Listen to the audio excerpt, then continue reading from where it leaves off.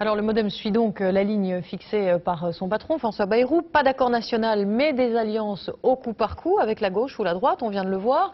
À Pau, où il est pourtant au cœur d'une triangulaire délicate, François Bayrou a refusé la main tendue de l'UMP. Sur place, Émilie Queneau, Loïc Lemoigne. Même à table, ils se disposent en triangle. Débat animé ce matin au journal Sud-Ouest et sourire un peu crispé de François Bayrou.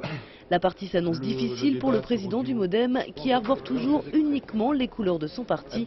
Il a refusé toutes les offres de soutien de l'UMP. Je ne participe à aucune tractation.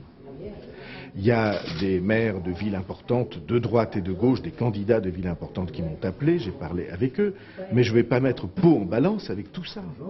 Parce que si je le faisais, plus personne n'aurait confiance en moi à Pau. Et pourtant, un soutien aurait sans doute arrangé les affaires du président du MoDem, sérieusement menacé par sa rivale socialiste. Martine Linière-Cassou peut être enthousiaste. Elle est arrivée en tête dimanche dernier et observe maintenant d'un œil extérieur les stratégies de son concurrent.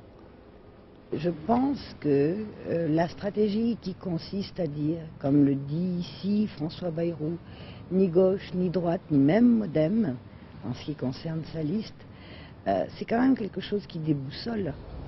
Sa boussole, Ivurieta, lui, ne l'a pas perdue. Un seul cap pour le maire sortant, maintenir sa liste coûte que coûte. Ils croient qu'ils ont gagné, les autres, ils ont tort. Ancien socialiste soutenu par l'UMP, Ivurieta n'a récolté au premier tour que 28% des voix. Beaucoup auraient voulu le voir se retirer, sans succès. Allez, à bientôt. Il n'y a pas d'étiquette UMP, il n'y a pas d'étiquette centriste ni de gauche. Nous sommes une liste rassemblant des femmes et des hommes qui ont envie de servir la ville. Alors qu'il pleut sans discontinuer sur Pau depuis 2 jours, le ciel politique lui semble s'éclaircir. Aujourd'hui, les choses sont posées. 3 listes, 4 jours pour convaincre, avec un handicap supplémentaire pour François Bayrou qui part avec quelques 400 voix de retard sur sa rivale socialiste.